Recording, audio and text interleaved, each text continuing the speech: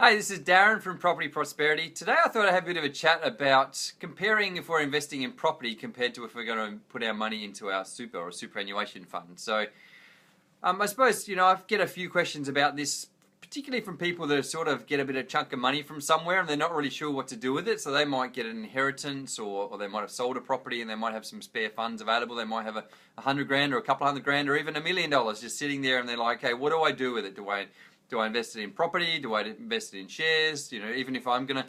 Hey Ashley, thanks for joining. Even if I'm going to invest in property, what type of property do I invest in? Or if I'm going to invest in shares, there's different ways of investing in shares. You can, either invest for dividends or invest for capital gains. There's a whole pile of different options. So what I thought I'd do is sort of outline the pros and cons between putting our money into property and putting our money into shares, and then essentially superannuation funds, but typically superannuation funds are putting your money in shares, essentially. There is opportunities to put your money into superannuation funds and what they do and then invest in property. But to be honest, what they're really doing is you're buying a piece of that property investment. So it might be a piece of a commercial property or a piece of a development, essentially. So it really is a share, and in a similar sense to buying a share in a company, really. So it is really buying a share in a business. It just happens to be it's a commercial property or whatever. So you can still expose yourself to the property market, but understanding it's not the same as you buying directly into a property itself. So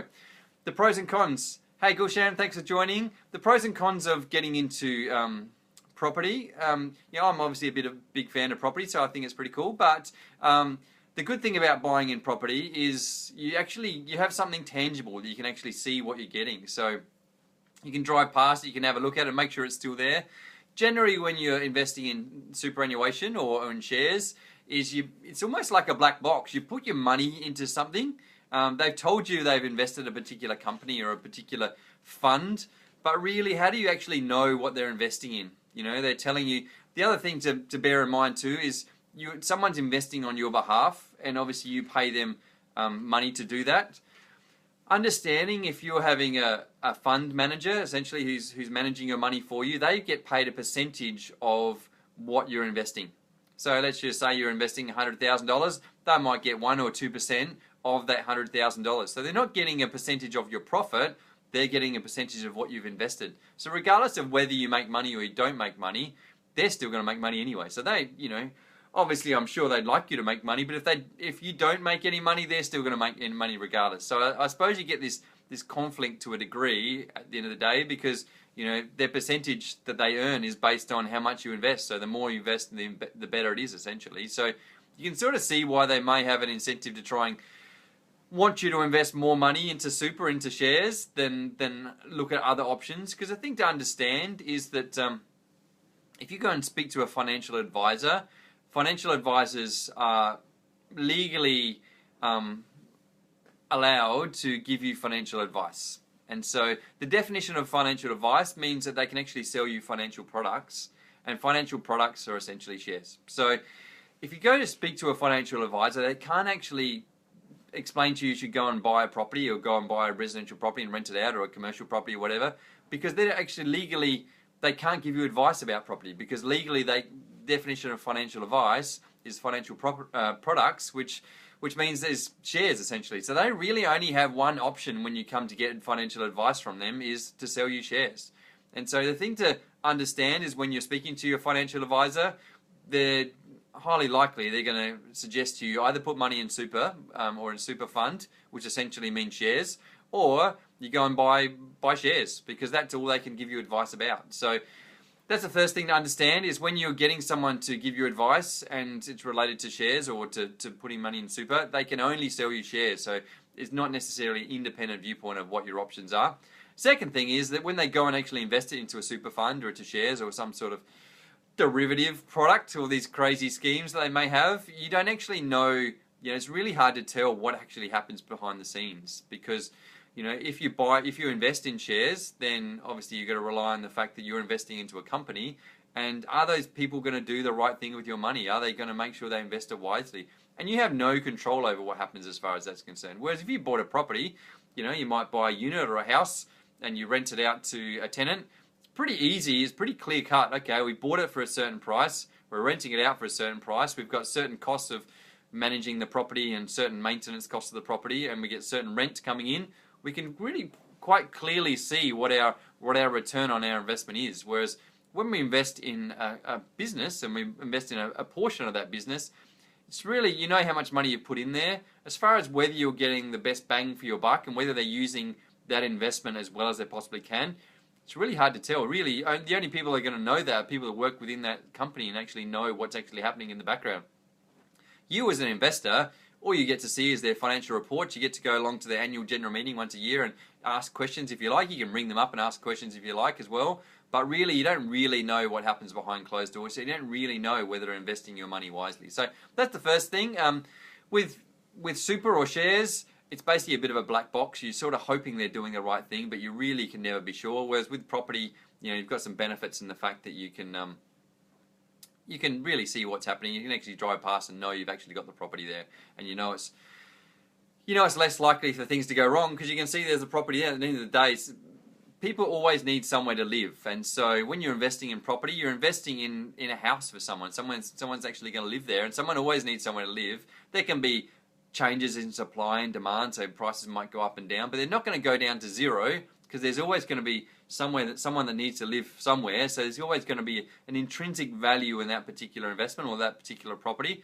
Whereas with shares, the value is coming from the profit the company's making and the profit they're going to make over the long term. So even if they're not necessarily profitable now, there's an expectation of profit and there's value associated with that.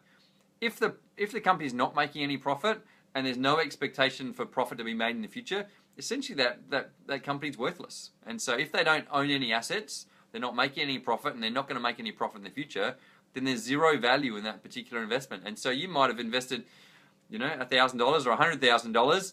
If there's no chance of them returning any money, then it's not going to be worth any value whatsoever. And so in reality, your investment can be worth nothing. Whereas with property, it can never be worth nothing because someone will always rent it out, whether it's worth less or more. It's always some degree of value associated with it. So it gives you that buffer, knowing that you're always going to have some sort of value there. And there's, historically, property has, over time gone up. So, they talk about property doubling every 10 years. The thing to understand with property doubling every 10 years, it doesn't necessarily go up evenly over 10 years. So it might actually do nothing for 10 years. And then suddenly there's a big kick where the market goes up, or it might go up quickly for a few years and then sort of cool back, or it might go gradually up over time. So properties, and likewise with shares, they can go up over time gradually. The key to when you're investing in property, just like whether you're investing in shares, is the key to getting there for the long term. A lot of people are inclined when they get into property is to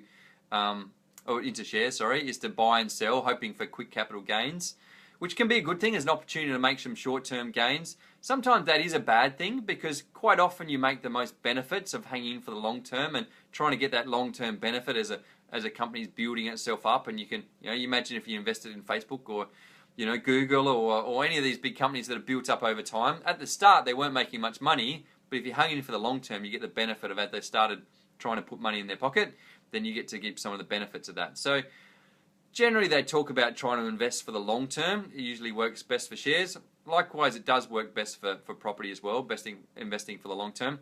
The good thing and the bad thing about property is actually quite expensive to get into property. So you have to pay stamp duty when you buy property, and when you sell it, you have real estate agent fees. So compared to buying in shares or buying into a super fund, you can buy and sell shares, and it's relatively inexpensive. It's just the cost of the brokerage, and so you can actually buy and sell quite quickly. So the reason why that's a good thing and a bad thing for property is because it's a bad thing that it costs you money to buy and sell, but it's also a good thing because you're less likely to buy and sell, which means you're more likely to hang on to property for the long term, and you're more likely to get the benefits of the long-term capital gains. Whereas with shares, because it's quite easy to buy and sell in shares, you're more likely to buy and sell, which means you're probably more likely to miss out on those long-term capital gains you're going to get by hanging on to the shares for the long term. So quite often you find people buy and sell too quickly, and that's actually to their detriment. So and then some of the other benefits of property compared to shares, there is taxation benefits as far as property is concerned. So you get something called negative gearing, which basically means if you're making a loss, you can claim that back as a tax deduction. But you also get depreciation benefits, so you can claim the property as it's wearing out. So you might find that's beneficial for you to minimise your tax. And so, tax-wise, it might be better for you. You can still claim negative gearing benefits as far as shares goes, if there's some holding costs associated with the shares. But generally, you might not be able to claim as many benefits as you would if you're investing in property. Probably the last final thing to think about as far as investing in property goes is the benefit of what's called leveraging. So the ability to be able to borrow money to be able to buy property. Because the banks find it a more secure investment to invest in property, they're willing to lend you more money. So you'll find they'll lend you 80%, and they'll even lend you up to 90, 95% if they charge you what's called mortgage insurance to try and cover some of their risk.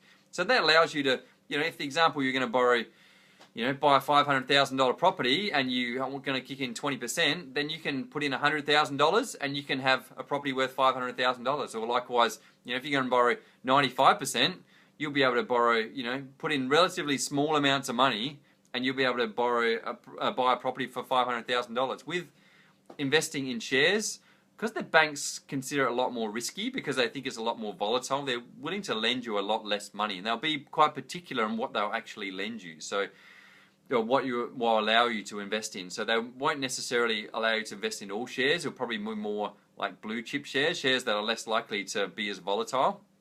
And so the issue with that is that, you don't get to leverage and get to, essentially you can kick in $100,000 in an investment property, and which was worth $500,000. If prices go up by 10%, then you've suddenly made 50% returns on your gains because it's gone from $500,000 up to $550,000, which is a $50,000 gain. But if you've only invested $100,000, then you've almost 50% gain on the investment you've made. Whereas if you only invest if you invest a large amount of money, then you're going to make a lot less percentage gain relative to how much money you've invested. So hopefully that's made sense. I know it was a bit confusing, but basically leveraging is a good thing. Also, what you're doing is you are leveraging, which means you're opening yourself up to more risk as well. But that's why property is a lot less risky, so more likely to have the less downsides and more likely to have more upsides as far as property goes. So hopefully that's made sense to you. You can sort of see some of the pros and cons. Obviously, there is good things and bad things there is some taxation benefits with investing in super. The government actually give you some benefits as far as claiming tax deductions, as well as they give you other little taxation benefits investing in super as well. So really my advice to you is go to your accountant, have a bit of a chat to them about your situation. Go and have a chat to a financial advisor, but bearing in mind, understanding that their job is to sell shares, and so they are going to be geared towards shares, and they're less likely to suggest you invest in property. So just make sure you get a good understanding of all your options, and make sure you're clear of the pros and cons of both property and as well as investing in super. And then just make sure you invest with your eyes open, so you're clear with what your long-term goals are and what's going to help you to get you where you want to get to, hopefully. So if you like what I had to say, then click on the like button. If you haven't liked what I had to say, then still click on the like button, because I really appreciate it. And if you know someone that's just got a big chunk of cash in their bank account and they're not really sure what to do, whether they should go into shares or super or whack it into property, then click on the share button. Hopefully they'll find this interesting, and hopefully it'll point out some of the pros and cons, and hopefully it'll make their decision a lot clearer on what they should do and what their options are. So thanks, guys. If you've got something you'd like to talk about, or if you're struggling with this decision, then I'm happy if we put a comment in the comment box, and I'm happy to have a chat to you about it. Or if you want to have a chat, then feel free to message me, and I'm happy to have a chat and maybe point out some of the pros and cons, and maybe I can point you in the right direction. So thanks, guys. Look forward to talking to you again next time. Bye.